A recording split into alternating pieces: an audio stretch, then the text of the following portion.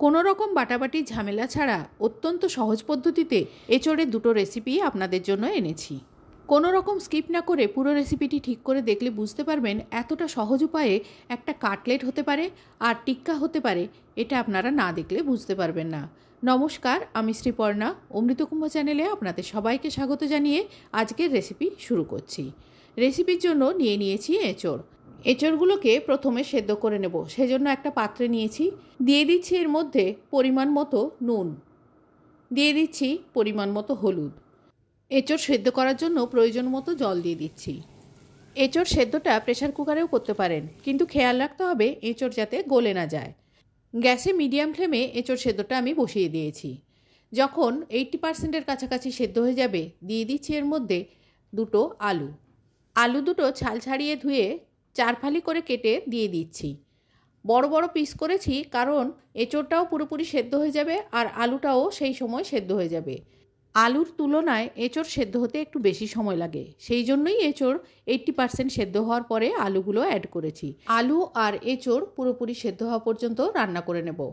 এঁচোড় আর আলু পুরোপুরি সেদ্ধ হয়ে যাওয়ার পর ঠান্ডা হলে একটা প্লেটে কিছুটা নিয়ে নিচ্ছি। অর্ধেকের কাছাকাছি এঁচোড় নিয়ে আমি রেসিপিটা দেখাবো। এঁচোড়গুলো আমি হাত দিয়ে মাখবো, হাতে যাতে না লাগে সেজন্য 2 চামচ সর্ষের তেল এর মধ্যে দিয়ে দিচ্ছি। সেদ্ধ আলু থেকে প্রথমে 2 টুকরো আলু নিচ্ছি, পরে প্রয়োজন হলে নেব। এবারে এঁচোড়টাকে হাত দিয়েই আমি মাখছি। দেখুন কীরকম সেদ্ধ হয়েছে, এঁচোড়গুলো নরম হয়েছে কিন্তু গোটা আছে। এভাবে হাত দিয়ে মাখলে কিছু কিছু গোটাও রাখা যায়, যেটা মুখে পড়লে ভালো লাগবে। এঁচোড়ের টেস্টটা ঠিক মতো পাওয়া যাবে, তাই কোনো স্ম্যাশার ইউজ করছি না। দেখুন প্রথমে তেল দিয়ে দেওয়ার জন্য হাতে কোনো রকম আঠা লাগছে না, মাখতে কোনো রকম প্রবলেম হচ্ছে না। এইভাবে এই এঁচোড় আর 2 আলুর টুকরো মেখে নিয়ে আমি আপনাদের দেখাচ্ছি। এঁচোড় আলুটা মাখা হয়ে গেছে। হাত দিয়ে মাখার জন্য এই রকম রোয়াগুলো ঠিকভাবে পাওয়া যাবে, এঁচোড়গুলো গলে যায়নি। আলুর পরিমাণটা কম লাগছে তাই আরও 2 টুকরো আলু দিয়ে দিলাম। ঝালের জন্য কাঁচা লঙ্কা কুচি দিলাম, একটা বড় সাইজের পেঁয়াজ কুচি দিচ্ছি, কালো জিরে দিচ্ছি 1/2 চামচ, 1 চামচ জোয়ান 2 হাতের তালুর মধ্যে ভালো করে ডলে নিয়ে এর মধ্যে দিয়ে দিচ্ছি। 1 চামচ গরম মশলার গুঁড়ো দিচ্ছি। গরম মশলার রেসিপির লিঙ্ক ডেসক্রিপশন বক্সে দেওয়া থাকবে। এছাড়া ওপরের ডান দিকে আই বাটনটি ক্লিক করেও এই বিশেষ মশলার রেসিপির লিঙ্কটা পেয়ে যাবেন। এবারে দিয়ে দিচ্ছি এর মধ্যে ব্রেড ক্রাম্ব। আমি 1 কাপ ব্রেড ক্রাম্ব নিয়েছিলাম, কিন্তু পুরোটা না দিয়ে অর্ধেকের মতো দিলাম। মাখানোর পরে যদি জলীয় ভাব থাকে তখন আর একটু অ্যাড করব। হলুদ গুঁড়ো পরিমাণ মতো দিয়ে দিলাম, আর দিচ্ছি সামান্য পরিমাণ নুন।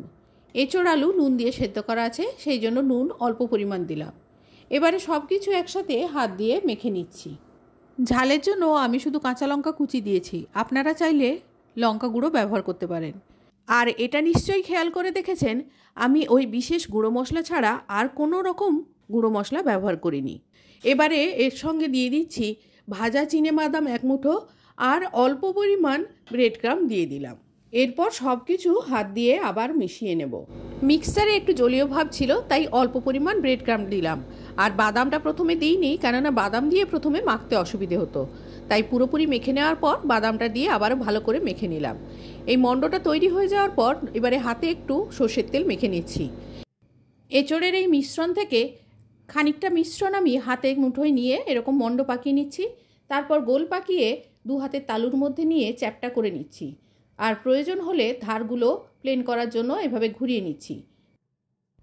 এইভাবে চারদিক মসৃণ করে টিক্কার আকারে আমি এই মণ্ড থেকে এঁচোড়ের টিক্কাগুলো গড়ে নিচ্ছি। টিক্কার চারদিকটা খুব ভালো করে এইভাবে ঘুরিয়ে ঘুরিয়ে মসৃণ করে নিয়েছি, আর এরকম থিকনেসে এক একটা করে টিক্কা গড়েছি। এই মিশ্রণ থেকে মোট অর্ধেকটা মিশ্রণ নিয়ে আমি 6টা টিক্কা গড়েছি। বাকি মিশ্রণটা পাশে দেখতে পাচ্ছেন। এই 6টা টিক্কা প্রথমে আমি ভেজে দেখাবো, সেজন্য গ্যাসে বসিয়ে দিয়েছি মিডিয়াম ফ্লেমে কড়াইতে দিয়ে দিয়েছি সর্ষের তেল। সর্ষের তেলেই টিক্কাগুলো আমি ভাজবো। টিক্কাগুলো শ্যালো ফ্রাই করব, তাই ফ্ল্যাট কড়া নিয়েছি। তেলটা ভালো মতো গরম হয়ে গেলে এক এক করে টিক্কাগুলো আমি দিয়ে দিচ্ছি। এখানে আমি কোনো রকম বাটা মশলা বা এঁচোড়টা পেস্ট করারও কোনো ঝামেলা রাখলাম না। এঁচোড় আলু এমনভাবে সেদ্ধ করেছি শুধুমাত্র হাত দিয়েই আমার এটা স্ম্যাশ করা হয়ে গেল, আর খেতে এটা দারুণ লাগে। একবার বানিয়ে দেখবেন, তাহলে বুঝতে পারবেন এটা কতটাই সুস্বাদু হয়। এঁচোড়ের তরকারি করতে গেলে এর থেকে অনেক পরিমাণ বেশি তেল লাগে, মশলাও ব্যবহার করতে হয়, যেটা শরীরের পক্ষে ভালো নয়। এইভাবে যদি অল্প তেলেই এটা আপনারা বানাতে পারেন তাহলে খেতেও সুস্বাদু আর পুষ্টিকরও বটে। এঁচোড়ে প্রচুর পরিমাণে ফাইবার থাকে, এটা তো আপনারা সকলেই জানেন। এঁচোড়কে গাছপাঠা বলে, সেই কারণে এটার স্বাদও মাংসের মতোই হয়। বুঝতেই পারবেন না আপনি কোনো মাছ মাংসের কাবাব খাচ্ছেন না, একটা এঁচোড়ের কাবাব খাচ্ছেন। এই কাবাবগুলোর বা টিক্কাগুলোর একদিক ভাজা হয়ে গেলে এক এক করে উল্টে দিচ্ছি অপর পাশ ভাজার জন্য। দেখুন অন্য দিকটা উল্টাচ্ছি, দুদিকেই খুব সুন্দর করে ভাজা হয়ে গেছে। এইভাবে টিক্কাগুলো ভেজে নিচ্ছি।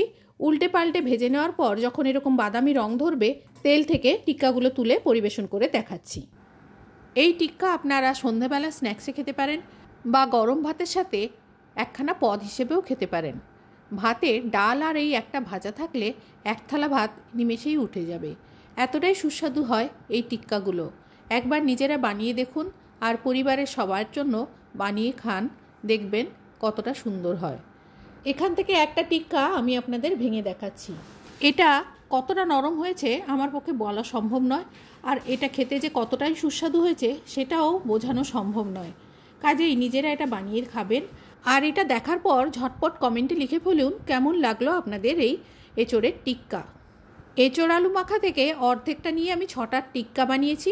বাকি অর্ধেকটা যে মাখা ছিল সেখান থেকে আমার এরকম ছোট ছোট 8খানা কাটলেট হয়েছে। ওই মণ্ড থেকেই অল্প অল্প পোরশন নিয়ে এরকম ছোট ছোট চৌকো কাটলেটের আকারে গড়ে নিয়েছি। একটা ডিম ভেঙে নিয়েছি, এতে দিয়ে দিলাম অল্প পরিমাণ নুন, দিয়ে দিচ্ছি 1/2 চামচের মতো গোলমরিচের গুঁড়ো। একটা কাঁটা চামচ দিয়ে নুন আর গোলমরিচ ডিমের সাথে ভালো করে ফেটিয়ে নিলাম। 1.5 কাপ মতো ব্রেড ক্রাম্ব একটা প্লেটে করে নিয়ে রাখলাম। এই ব্রেড ক্রাম্বে দিয়ে দিচ্ছি অল্প পরিমাণ নুন, অল্প পরিমাণ গোলমরিচের গুঁড়ো দিয়ে নুন আর গোলমরিচ গুঁড়ো এর সাথে ভালো করে মিশিয়ে নিচ্ছি। এই নুন গোলমরিচ দিতেও পারেন, এটা স্কিপ করতেও পারেন, তবে এগুলো দিলে খেতে ভালো লাগবে। এবারে কাটলেটগুলো কোট করার পালা। আমি ছোট চৌকো করেছি, আপনারা যেমন খুশি কাটলেটের শেপ গড়ে নিতে পারেন। একটা করে ছোট কাটলেট ডিমের গোলায় ডুবিয়ে নিচ্ছি। উল্টে পাল্টে ডিমের গোলায় কোট করে নিয়ে ডিমের গোলা থেকে তুলে ব্রেড ক্রাম্বের প্লেটে দিয়ে দিলাম। ওপরে নিচে চারিপাশে ব্রেড ক্রাম্ব দিয়ে কোট করে নিচ্ছি। প্রথমে আমি এগুলো সিঙ্গেল কোট করব। প্রত্যেকটা কাটলেটই আগে সিঙ্গেল কোট করে নেব, তারপর এক এক করে ডাবল কোট করব। প্রথম কাটলেটটা ব্রেড ক্রাম্বে কোট করা হয়ে গেছে, এই দেখুন এরকম হয়েছে দেখতে। একইভাবে বাকি কাটলেটগুলো প্রথমে ডিমের গোলায় ডোবাবো, তারপর ব্রেড ক্রাম্বে কোট করে নিয়ে রাখছি। এগুলো সব সিঙ্গেল কোট হয়ে গেছে। এবারে একটা একটা করে আবার ডিমের গোলায় ডোবাবো, তারপর ব্রেড ক্রাম্বে ডুবিয়ে ডাবল কোট করে নিচ্ছি।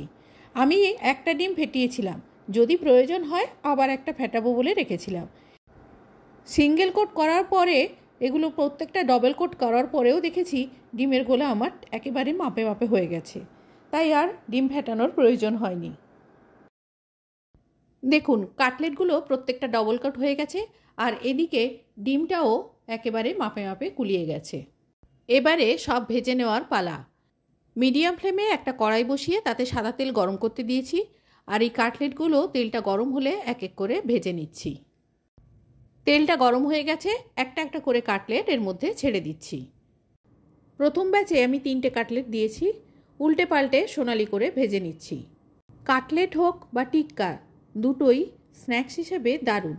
আপনারাও একবার এইভাবে কোনো রকম বাটাবাটি না করে এইভাবে হাতে স্ম্যাশ করে এঁচোড়ের কাটলেট টিক্কা এগুলো বানাতে পারেন। খেয়ে দেখবেন, খেতে কিন্তু বেশ ভালোই লাগবে। প্রথম ব্যাচের কাটলেটগুলো ভাজা হয়ে গেছে, এক এক করে আমি তুলে নিচ্ছি। এই 3টে কাটলেট তুলে নিয়ে আবার ওই তেলে পরের ব্যাচে আরও 3টে দিয়ে দিচ্ছি। সব কাটলেটগুলো ভেজে নেওয়ার পর পরিবেশন করে দেখাচ্ছি। শসা, পেঁয়াজ, কাসুন্দির সাথে কাটলেটগুলো দিয়েছি, আর ওপর থেকে অল্প পরিমাণ বিট নুন ছড়িয়ে দিচ্ছি। আজ এই পর্যন্ত, দেখা হবে অন্য কোনো দিন অন্য কোনো রেসিপিতে। ততদিন পর্যন্ত সবাই ভালো থাকবেন, সুস্থ থাকবেন, আনন্দে কাটাবেন। ধন্যবাদ।